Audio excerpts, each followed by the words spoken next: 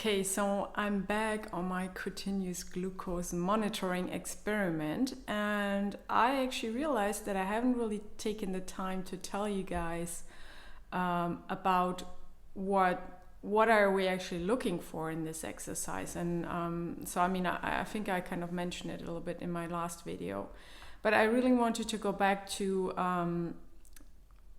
going into like what are good fasting glucose levels, what are good post-meal glucose levels, and what are good blood sugar levels throughout the day. And of course, then at night they will also be lower than during the day. So I wanted to talk about this today, and also what's actually the impact for you. So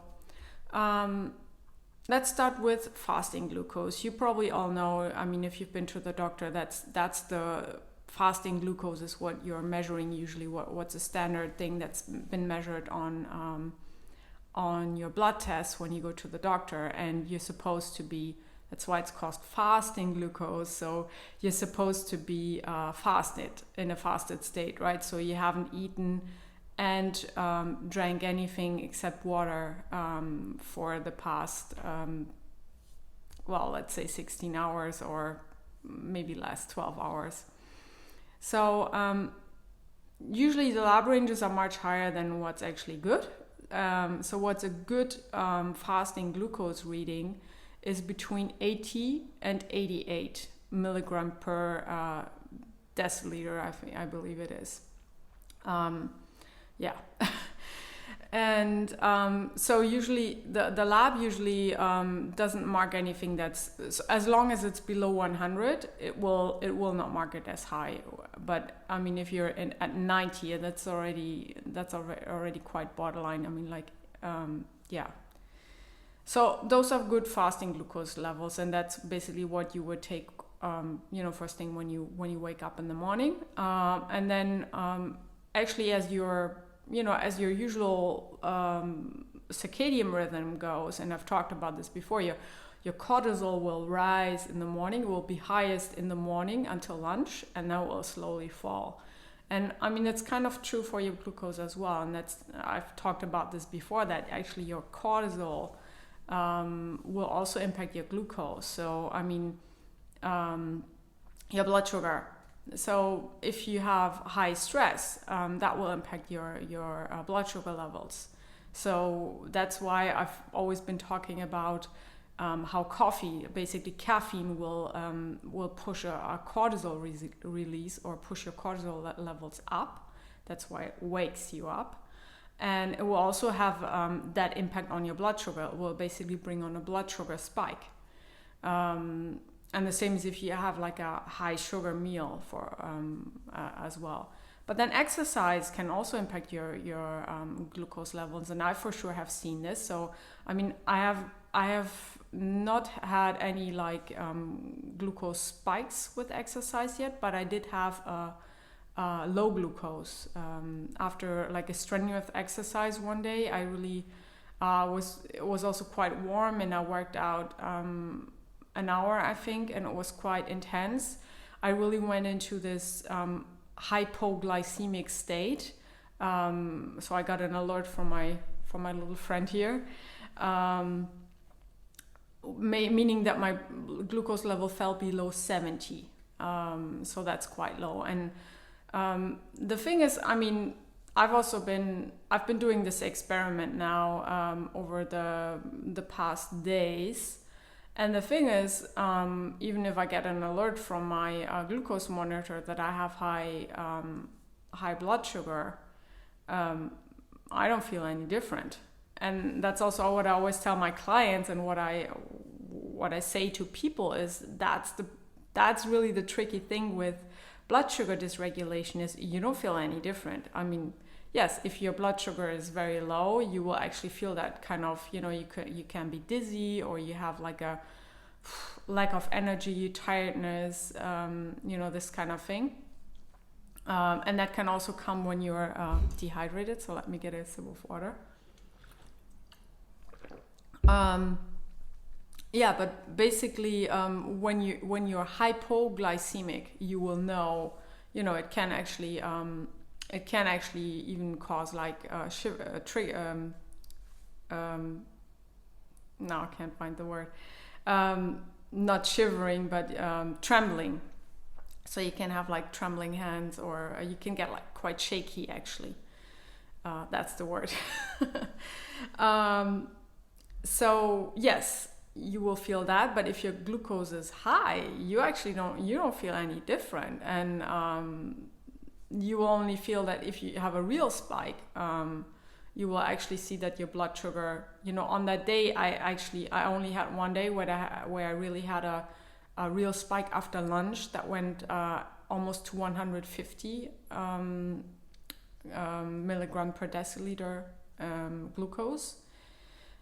So that's quite high for a non-diabetic person.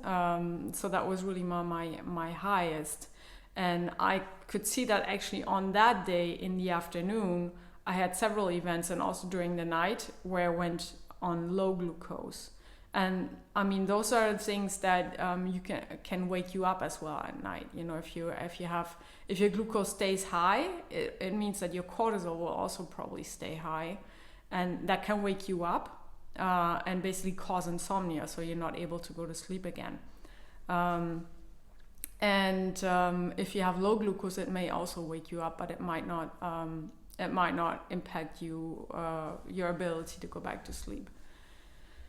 And then the other thing I've mentioned lots of times, I guess, is the brain fog. So basically what this does is, if you have continuously high glucose in your blood, or blood sugar levels in your blood, so they are the same, right? It means that it does create inflammation in your body and in your brain. So it can create this kind of brain fog, you're not really able to concentrate or focus on something. You might have memory issues, like, not recalling names or something like that. So that's really what high blood sugar does. And the same as if you have low blood sugar, it's also not good, because I mean, in both situations, you're depriving your brain of nutrients, because continuously high blood sugar will create insulin resistance. So that's why I'm actually doing this exercise, because my continuous readings, or the HbA1c levels I mentioned, they've been pretty high. So border being just below one point below insulin resistance, and I've been like that for a while, and I couldn't really figure out why. So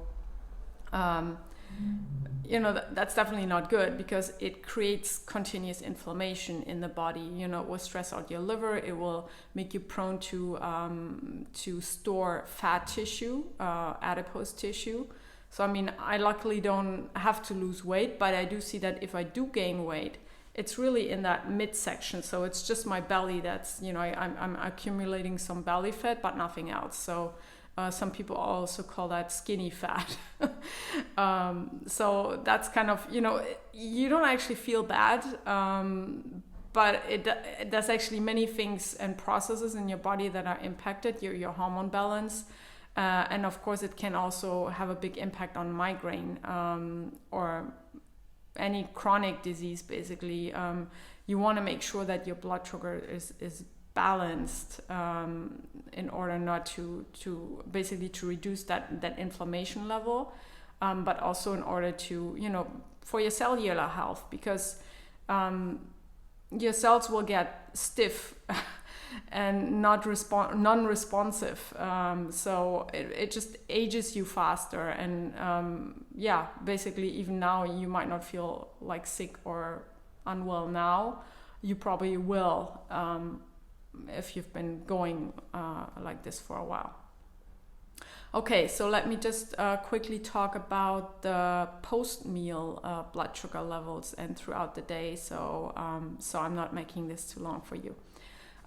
So basically, a good post-meal blood sugar reading should not go higher than 110 milligram per deciliter in glucose. And I'm even mostly below that, so I see that with regular meals. Now I'm between like 105 and 111 sometimes, or 112. So that's pretty good.